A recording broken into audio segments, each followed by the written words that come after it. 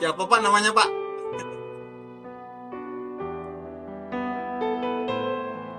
Terima kasih Pak Bro S. Bro S nama panggilannya. Nama benar Sukam.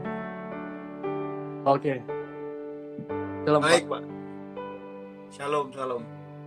Baik, terima kasih Bapak Ibu. Sekali lagi kita berdoa untuk kebenaran firman Tuhan. Malam hari ini, ya Tuhan, kami mohon Roh-Mu menguasai setiap kami, 104 anggota GKS Community dimanapun berada.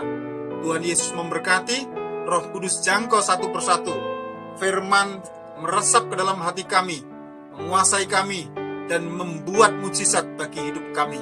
Terima kasih Tuhan, hadir di tengah-tengah kami. Telekonferensi kami pertaruhkan di hadapan Tuhan. Tuhan Yesus pegang, Tuhan Yesus sertai, maka kami berkemenangan. Terima kasih, dalam nama Yesus Kristus kami diberkati dengan firman Tuhan. Amin. Saudaraku yang dikasihi oleh Tuhan, terima kasih untuk kita semuanya. Terima kasih untuk pengurus GKS. Terima kasih untuk kesempatan yang diberikan. Dan teristimewa terima kasih kepada Tuhan Yesus Kristus, Raja Agung kita, yang senantiasa menyertai setiap kita. Saudara yang dikasihi oleh Tuhan,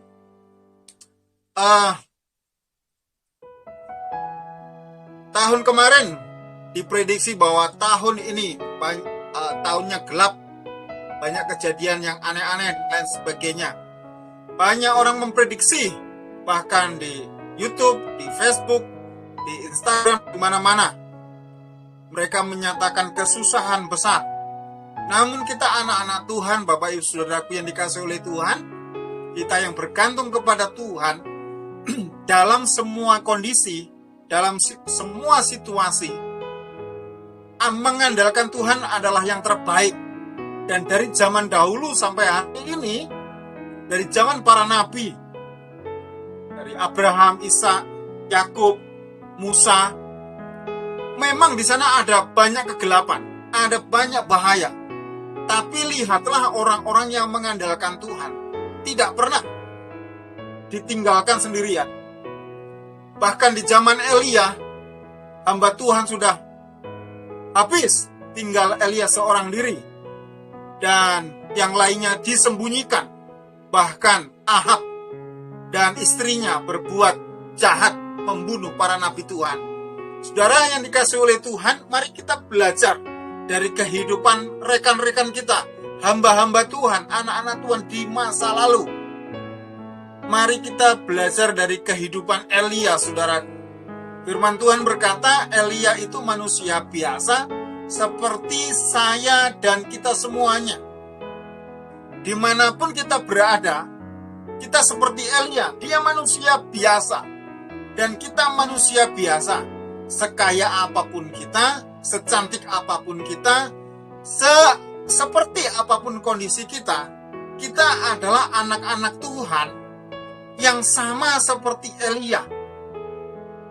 Yang membedakan adalah hanya satu kata firman Tuhan di Yakobus 5. Dia sungguh-sungguh berdoa.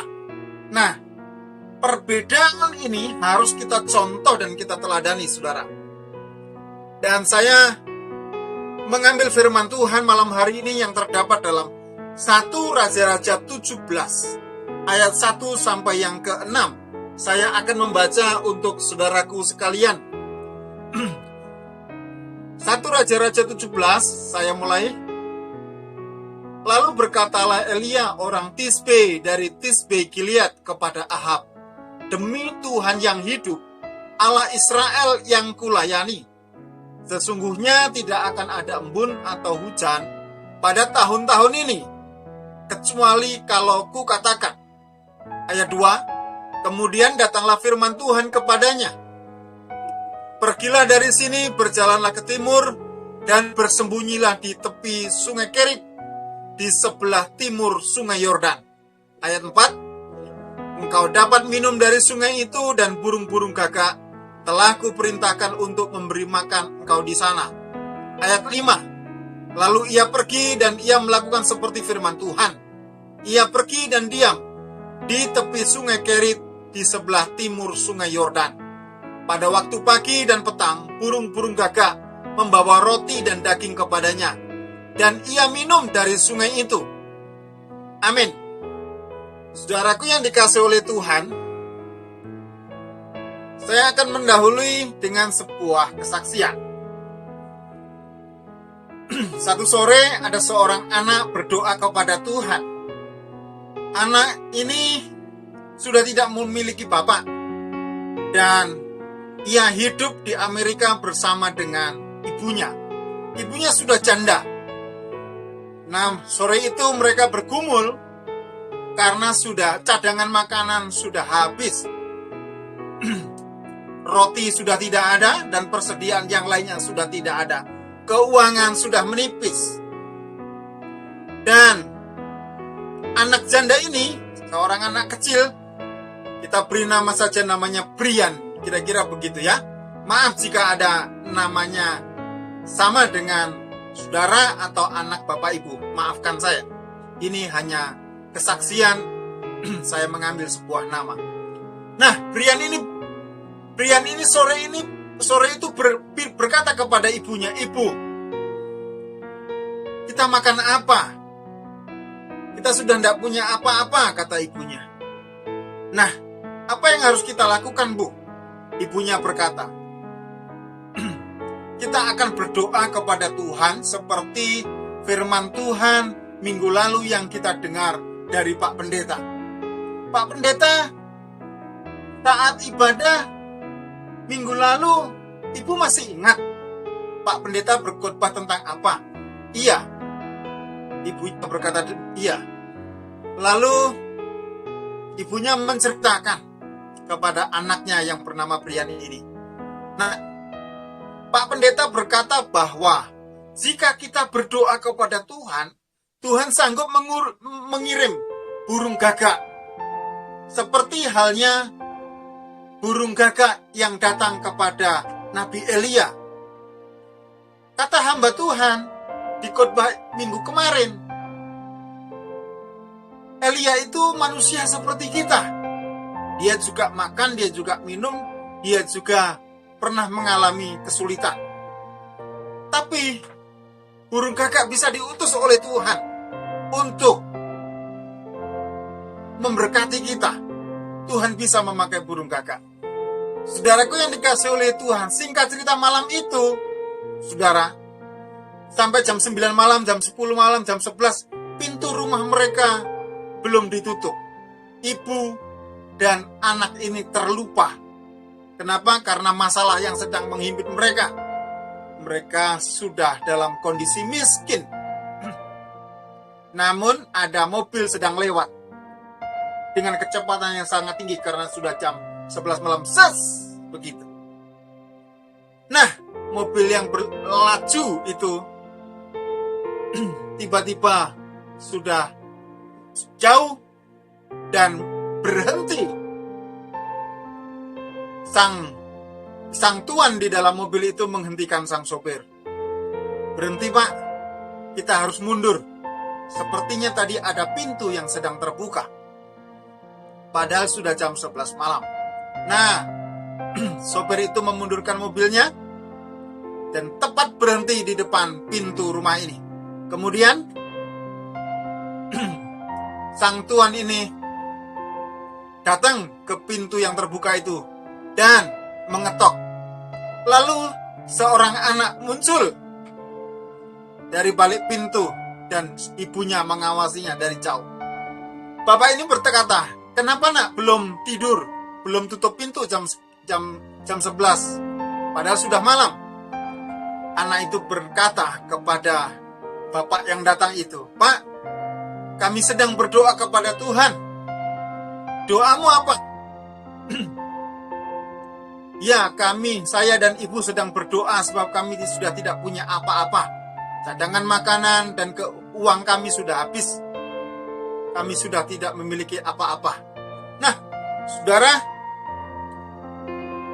anak itu menceritakan bahwa mereka sedang berdoa seperti Elia yang berdoa bahwa Tuhan sanggup mengirimkan burung gagak kepada Elia. Dan kata Pak Pendeta, "Pak, Tuhan bisa mengirimkannya itu kepada kami. Saudara yang dikasih oleh Tuhan, cerita tentang burung gagak yang datang kepada Elia ini diimani oleh seorang anak dan ibunya yang berada di Amerika itu. Kemudian, mulai malam itu, Bapak Ibu Saudaraku yang dikasih oleh Tuhan, Anda tahu, anak ini dan ibunya tidak pernah kekurangan lagi. Sebab Tuhan mengirim, ternyata bapak tersebut adalah salah satu anggota Senat dari Amerika, dari kedutaan. Nah, anak ini bukan hanya bisa makan, tapi dipelihara, diangkat anak, dan keluarganya diadopsi oleh anggota Senat ini. Dia bisa makan, dia bisa minum, bisa sekolah, bahkan dikuliahkan. Saudaraku, kembali kepada firman Tuhan dalam 1 Raja-Raja 17 ayat 1 sampai yang ke-6. Ada sebuah kunci dalam kehidupan ini. Kalau orang luar menggunakan mantra dan lain sebagainya, di dalam kekristenan ada yang lebih dari semuanya itu. Namanya adalah sabda Tuhan atau firman Tuhan. Nah, Bapak Ibu, Saudara, dalam 1 Raja-Raja 17 ayat yang kedua dikatakan, kemudian datanglah firman Tuhan kepada Elia. Ini adalah sebuah rahasia. Datanglah firman Tuhan kepadanya. Mari kita kaitkan firman Tuhan ini dalam hidup kita. Maka datanglah firman Tuhan kepada Yoses, kepada saya, atau kepada Ko Yeremia, atau kepada saudara-saudara sekalian di tempat Anda berada. Jika firman Tuhan datang kepada pikiran kita, di dalam hati kita, di dalam perasaan kita, di dalam ingatan kita, orang karismatik sering berkata, Tuhan berkata kepada saya. Itu aliran karismatik. Kalau orang aliran Protestan atau Injili, dia berkata, saya ingat firman Tuhan. Itu tidak menjadi masalah.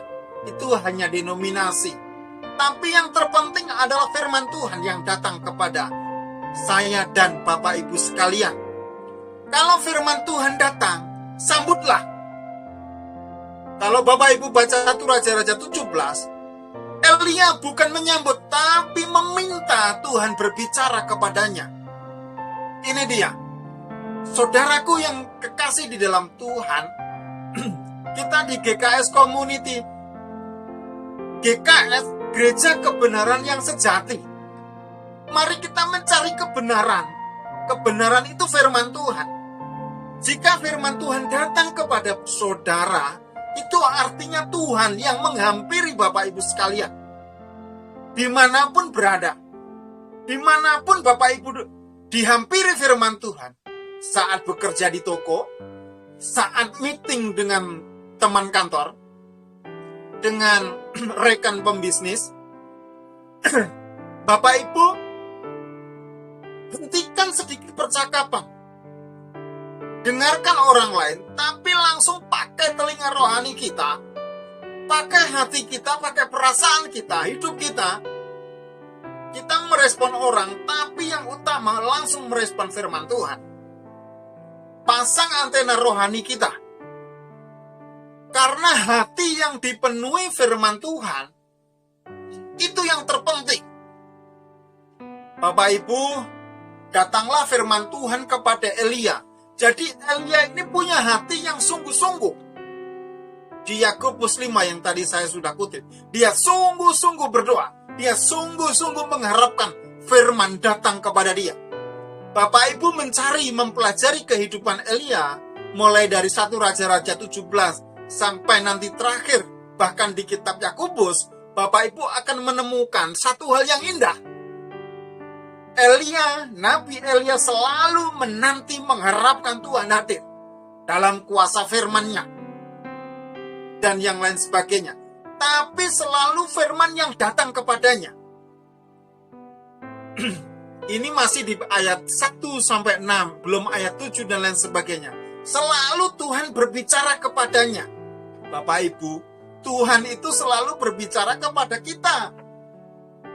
Kalau indera pendengaran rohani kita Kalau hati kita bersih, bersih dari apa, Pak? Dari dendam, kepahitan, dari panas hati, dari luka hati, luka batin, apalagi amarah. Kita diciptakan Tuhan dengan berbagai macam karakter, saudara. Tidak menjadi masalah. Tapi mari kita bersihkan hati kita dengan firman. Kita sambut firman dalam hati kita. Kita memohon Tuhan membebaskan kita dari segala ikatan hal-hal yang negatif itu, agar firman menjadi tuan di dalam rumah hati kita.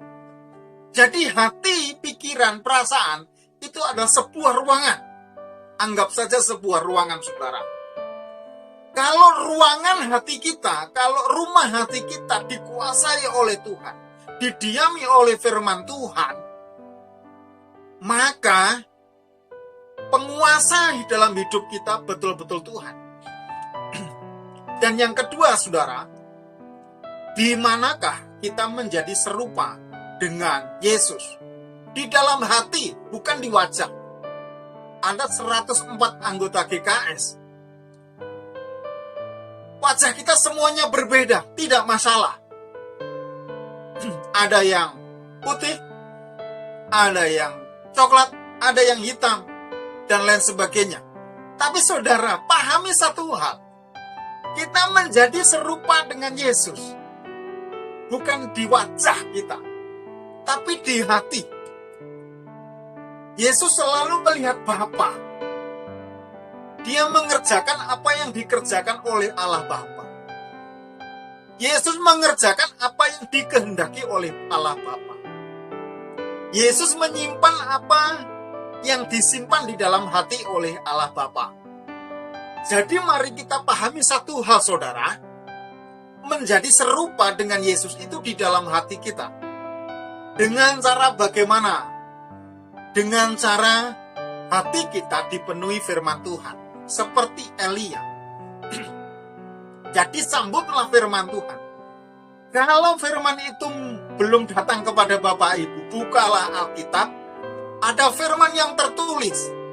Baca berulang-ulang, tangkap kebenarannya, simpan dalam hati kita. Masukkan dalam hati kita dengan sengaja. Buatlah choice, buatlah pilihan. Kita punya free will, kehendak bebas.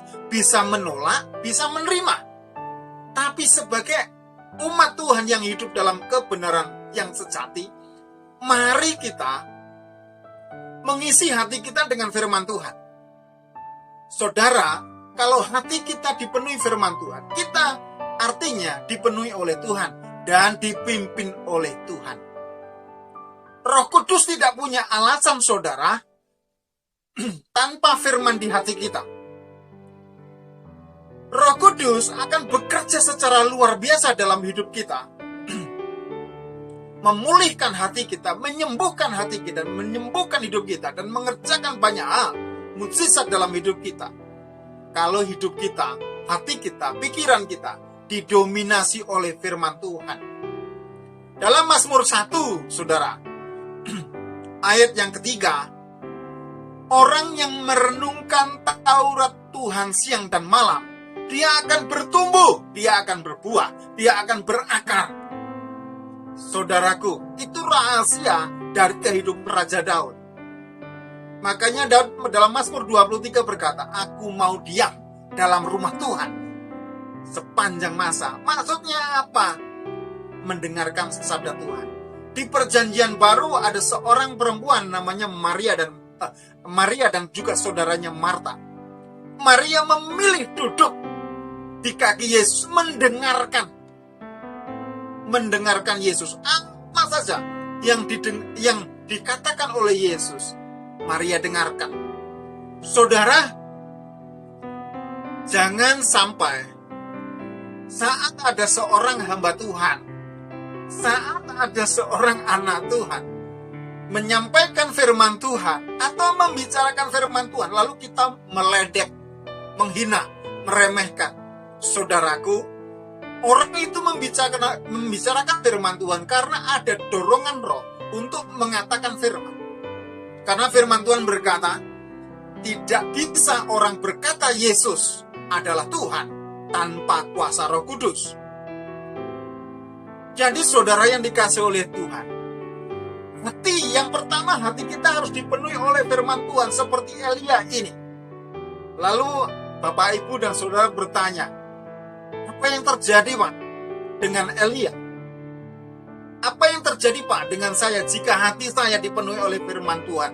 Elia menjawab dalam 1 Raja-Raja 17 ayat 1-6. Yang pertama di ayat 1, Elia bernubuat.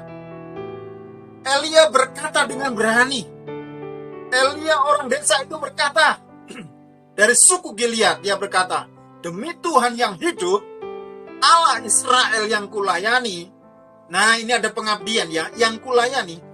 Sesungguhnya tidak akan ada embun atau hujan pada tahun ini kecuali kalau kukatakan. Jangan pernah bernubuat Bapak Ibu asal dan sembarangan. Karunia bernubuat, karunia yang mahal harganya. Tapi karunia ini sering dipalsukan. Maafkan, ada orang-orang yang tidak bertanggung jawab berkata, aku bernubuat, aku mendengar, aku mengatakan. Bapak Ibu, belajarlah dari Elia. Kenapa? Nomor 1, Elia mendengar firman Tuhan dulu. Firman Tuhan datang kepadanya di ayat 2. Firman itu berkata seperti apa? Singkat cerita firman itu, petunjuk dari Tuhan bahwa tidak akan ada hujan. Makanya Elia berkata kepada bangsanya bahwa tidak akan ada hujan. Jadi kemampuan yang pertama saudara, kalau hati kita dipenuhi firman Tuhan, seperti Elia berkata sesuai dengan petunjuk Tuhan bahwa tidak akan ada hujan. Jadi Tuhan yang berkata, kemudian Elia berkata. Bukan kita berkata, lalu Tuhan mengikuti. Bukan seperti itu. Tuhan yang berkata terlebih dahulu, Elia mengikutinya. Itu yang benar. Jadi Tuhan berkata kepada Elia tidak ada hujan. Maka Elia sesudah itu berkata dan bernubuat kepada bangsanya, tidak ada hujan. Saudara yang kasih oleh Tuhan, itu adalah bernubuat yang benar, yang alkitabiah, yang sesuai dengan firman Tuhan. Seperti Nabi Elia, bukan Yoses, bukan saya. Saya hanya menyampaikan firman ini menjadi saluran kepada Bapak Ibu. Jadi saudara yang dikasih oleh Tuhan, ingat-ingat, Tuhan berbicara, lalu Elia menyampaikannya. Itulah nubuat. Jadi orang yang dipenuhi firman Tuhan, dia akan mengatakan nubuatan. Kalau Bapak Ibu sedang mengimani dan menaruh firman, Yesus anak Daud orang Nazaret, kasihani saya, pasti percakapan Bapak Ibu tidak jauh dari hal itu, bukan? Kalau Bapak Ibu sedang mempergumulkan anak, pasti percakapan Bapak Ibu tidak jauh dari hal itu, bukan? Kalau Bapak Ibu sedang berbisnis, maka Bapak Ibu tidak akan jauh bicaranya dari bisnis itu. Demikian juga Elia. Elia punya bisnis istimewa yang tidak dipunyai oleh pembisnis manapun. Elia berbisnis dengan Tuhan, bukan uang. Dia mengejar Tuhan. Dia menanti Tuhan bicara. Dia mengharapkan Tuhan bicara. Lalu dia mengatakannya dengan setia. Bapak Ibu yang dikasih oleh Tuhan, sekali lagi saya mundur sedikit. Bagaimana Pak cara mendengar Tuhan bicara?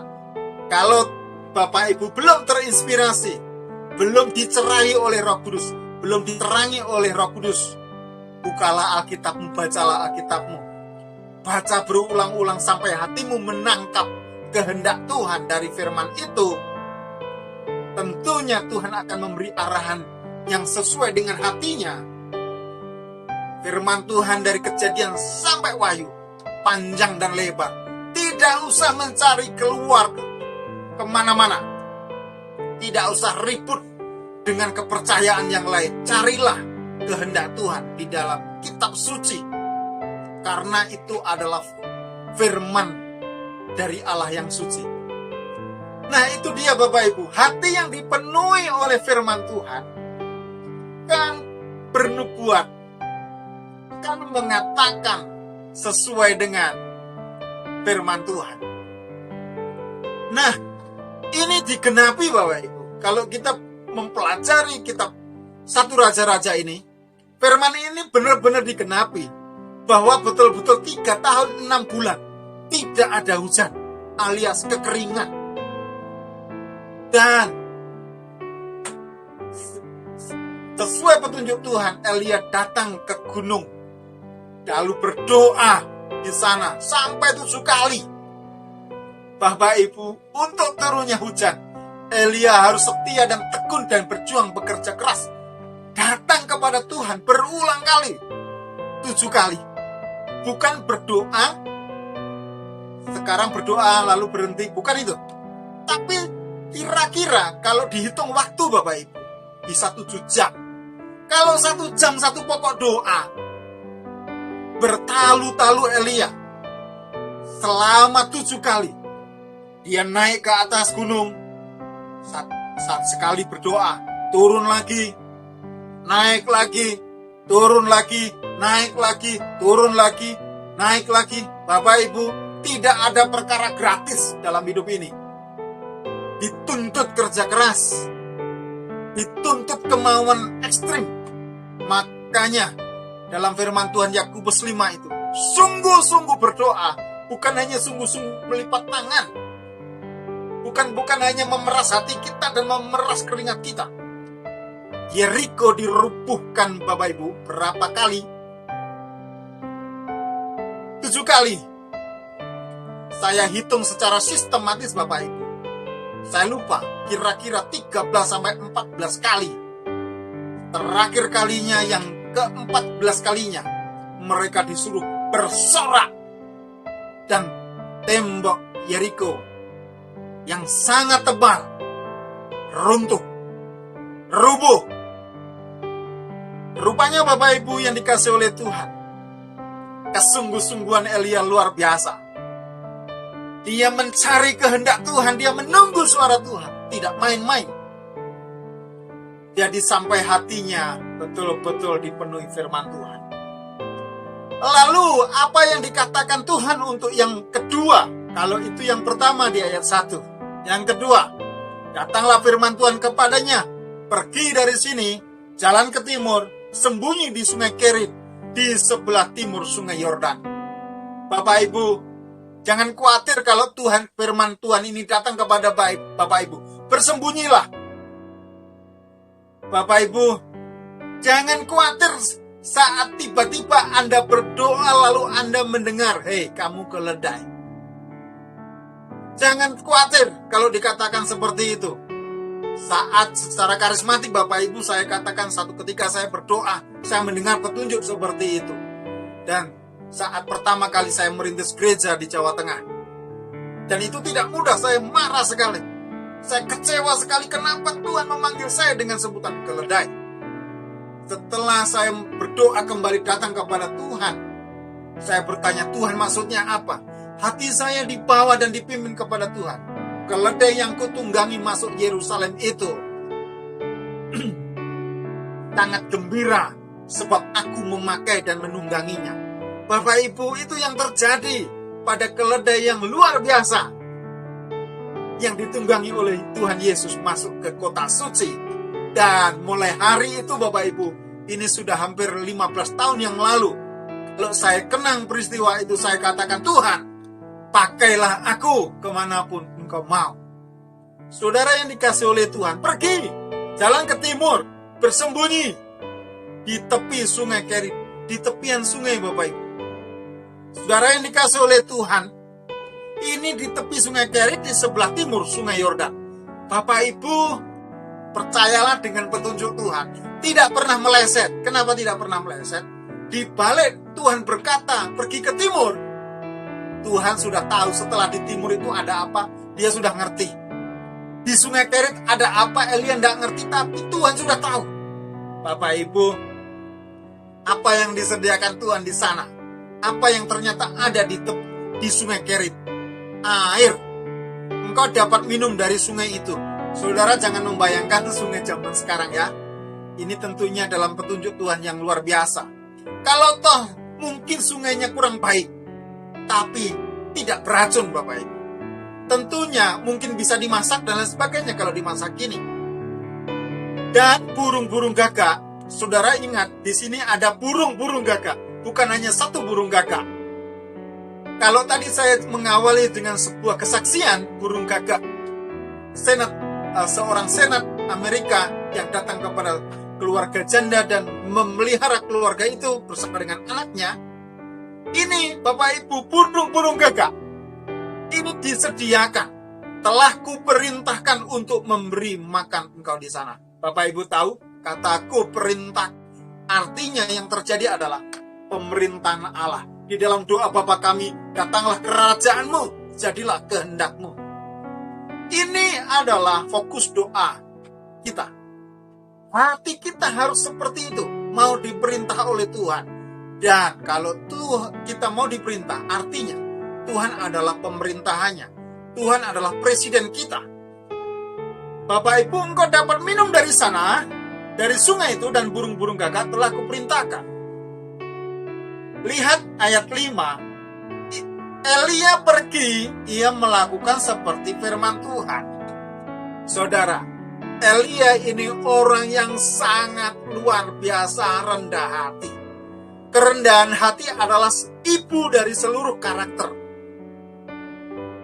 Karakter apa saja, jujur, dapat dipercaya, dapat diandalkan. Yang terutama adalah kerendahan hati seperti Tuhan Yesus yang penuh kasih. Baik Bapak Ibu, ia pergi seperti firman Tuhan. Seperti firman Tuhan, seperti yang dikehendaki oleh Tuhan. Saat kita masih kecil saudara, ibu kita atau orang tua kita menyuruh kita pergi ke warung, ke toko, untuk beli sembako, beli gula, beli apalah kebutuhan rumah. Maka kita dengan segera akan langsung pergi. Dan dengan sukacita. Terlebih biasanya orang tua kita itu memberikan sedikit upah bagi kita. Katanya, nak, beli beras ya, atau beli gula ya, nanti sisanya kamu bisa beli permen, dan lain sebagainya. Atau dijanjikan, besok saku ke sekolahmu ditambahin. Nah, kita sebagai anak senang sekali. Saudara yang dikasih oleh Tuhan, Elia bukan hanya sebagai anak. Di bagian ini, Elia selalu menempatkan dirinya sebagai seorang hamba yang siap menerima perintah. Ia pergi dan melakukan tepat seperti firman Tuhan. Bapak Ibu, imani sebuah firman Tuhan di hidup kita, kemudian kerjakan firman Tuhan itu. Sekalipun kelihatannya sukar dan mustahil seperti Elia, bersembunyi, pergi jalan kaki dan bersembunyi di sungai Kerit. Kenapa bersembunyi? Tentunya ada mara dan bahaya. Di zaman Elia, Ahab sedang menggantikan penyembahan kepada Yahweh yang hari ini kita panggil dengan nama Yesus, dengan Baal, dewa yang disembah oleh istrinya Ahab. Jadi Ahab hatinya melenceng dari Tuhan. Namun Elia bertahan dan berjuang. Adakah Bapak Ibu sekarang yang sedang berjuang? Dengan sakit penyakitmu engkau belum sembuh. Dengan pekerjaanmu engkau belum berhasil. Rumah tanggamu semrawut. Saudaramu meninggalkanmu. Pasanganmu meninggalkanmu. Saudara yang dikasih oleh Tuhan, genggam firman Tuhan. Seperti Elia, cari petunjuk Tuhan. Cari petunjuk Tuhan dari firman Tuhan. Jangan lari kemana-mana. Dapatkan firman Tuhan yang datang dari firman Tuhan.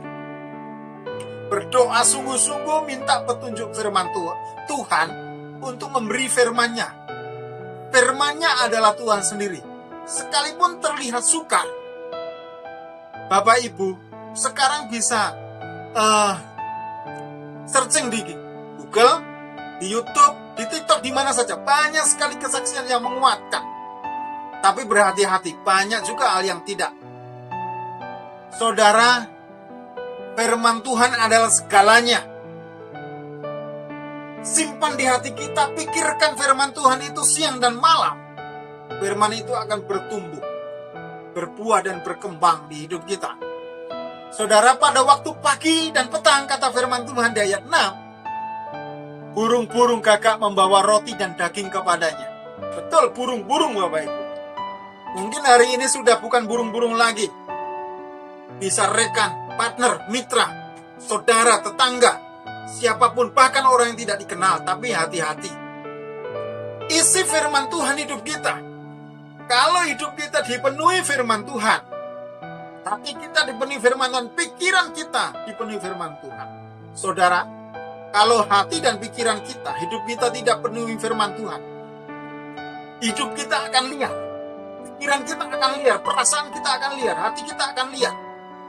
Tapi kalau kita dipenuhi firman Tuhan, saudara,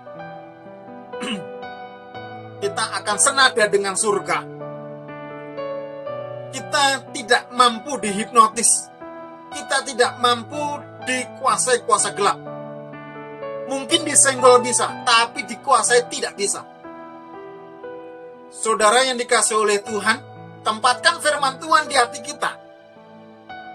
Jadi Bapak Ibu, saya meringkas firman Tuhan ini. Orang yang dipenuhi firman Tuhan, saudara, yang pertama dia bernubuat sesuai dengan petunjuk Tuhan, seperti Elia. Elia berkata, tidak ada hujan. Anda mulai sekarang bisa berkata, sesuai firman Tuhan, tentang kesembuhan ilahi, aku pasti sembuh. Dalam nama Yesus, aku pasti disembuhkan. Aku pasti disembuhkan. Tanam itu dalam hati kita, dalam pikiran kita, di benak hidup kita. Maka perlahan Bapak Ibu akan mengalami kemenangan demi kemenangan. Kalau dalam bisnis Bapak Ibu sedang merosot, tanam Yesus. Misalkan Mazmur 23, Tuhan adalah gembalaku, aku gak akan kekurangan. Dia menyertai aku, gadanya menyertai aku. Terus Bapak Ibu, gelorakan di hidup kita, bangun hidup kita dengan firman Tuhan. Maka Bapak Ibu mengalami kebangkitan dari dalam dan berkemenangan. Jadi yang pertama adalah bernubuatlah untuk hidupmu. Untuk hidupmu yang lebih baik Bapak Ibu. Justru di tengah corona ini Bapak Ibu, lahirlah sebuah pelayanan yang saya pimpin bersama dengan istri yang ada di Jawa Timur. 10 gereja kami rangkul dan kami layani. Kami berkati. Jika Bapak Ibu ingin bergabung, ayo. Nah, sekarang minggu kemarin lahir lagi, khususnya di hari Jumat kemarin Bapak Ibu, itu sukacita tersendiri. Persekutuan hamba Tuhan Misi Bahtera lahir lagi di Jawa Tengah, di daerah Cilacap dan Banyumas, menjangkau lagi sekitar 10 gereja. Jadi yang kita naungi sekarang ada sekitar 20 gereja di Persekutuan hamba Tuhan Misi Bahtera. Kalau bersama dengan jemaatnya Bapak Ibu Saudara, mungkin sekarang sudah ada 400 sampai 500 lebih. Saudara yang dikasihi oleh Tuhan, luar biasa. Justru di tengah kesukaran, kami mengimani firman Tuhan. Seperti Bartimius berkata, Yesus anak Daud, kasihani aku. Yesus anak Daud, kasihani aku. Seperti halnya Elia, tidak ada hujan. Tidak ada hujan. Demi Tuhan yang hidup, demi Tuhan Israel, aku akan sembuh. Tidak ada hujan, kata Elia. Lalu kita berkata, aku akan sembuh, aku akan diberkati. Akan ada mujizat baru, akan ada terobosan baru. Saudara yang dikasihi oleh Tuhan, pada waktu petang, pada waktu pagi, gagak membawa roti dan daging. Saudaraku, tidak salah. Berkat yang diberikan, yang dicurahkan untuk kebutuhan kita, bukan keinginan kita. Tuhan mengerti apa yang kita butuhkan.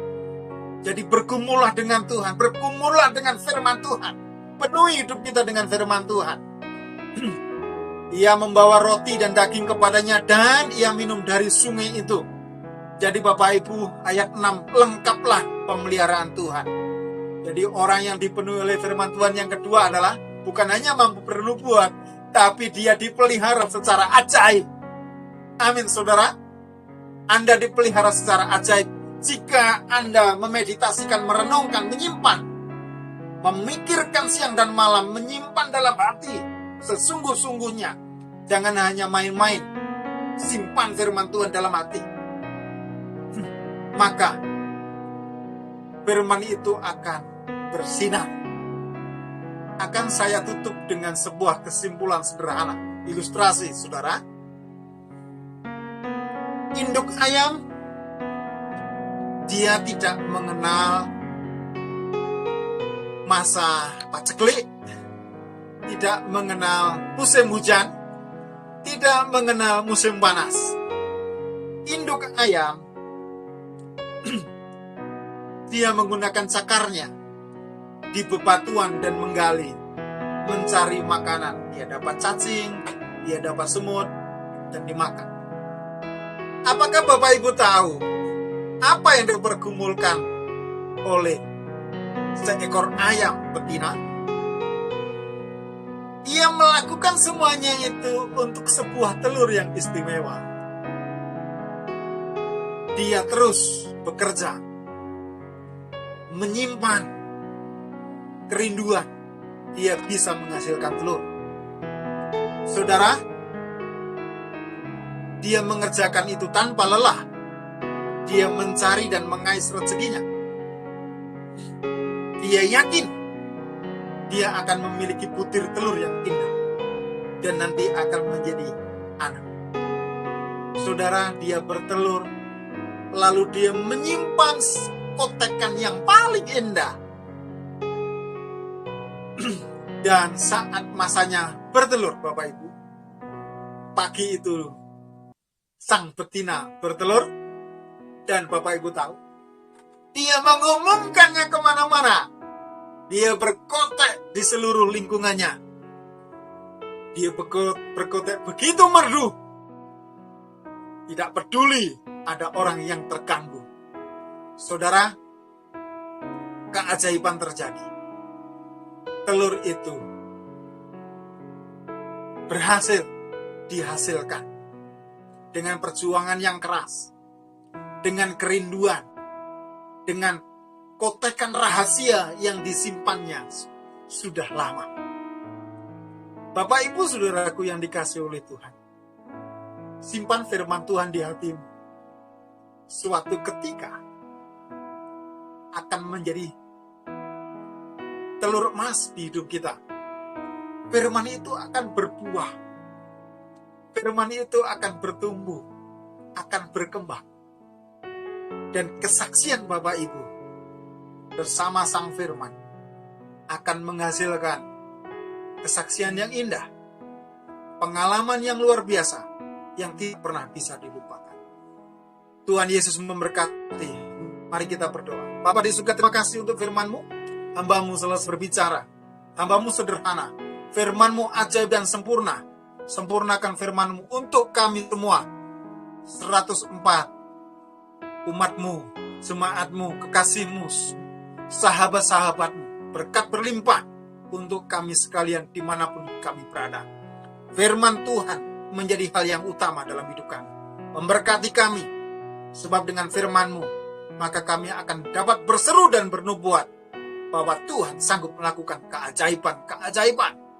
Bahwa dengan firman-Mu di dalam hidup kami akan dipelihara secara ajaib seperti hamba-Mu Eli.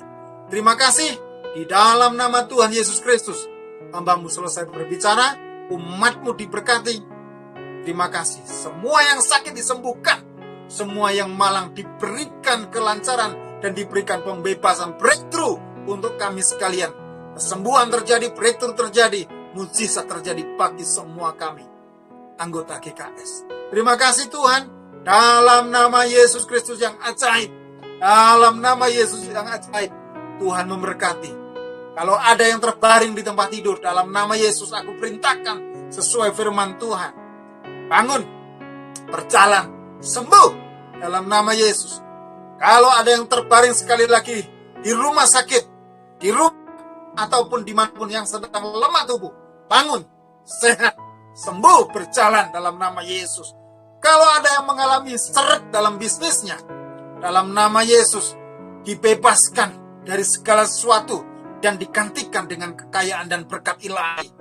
Terima kasih Tuhan, dibukakan jalan-jalan baru, terobosan-terobosan yang baru menyertai langkah-langkahmu dalam nama Yesus Kristus. Yang kekurangan dalam nama Yesus dipelihara Tuhan dengan cara yang ajaib. Burung gagak Tuhan datang memberkati setiap kami, setiap keluarga, setiap saudara dalam hal pendidikan, dalam usaha bisnis dan apapun juga rumah tangga. Dalam nama Yesus diberkati Tuhan, ditolong Tuhan, disertai tangan Tuhan yang ajaib. Tuhan Yesus memberkati kita. Mujizat terjadi, kuasa Tuhan mengalir, kuasa firman Tuhan mengalir menyertai kami sekalian. Dalam nama Yesus, Tuhan memberkati. Amin.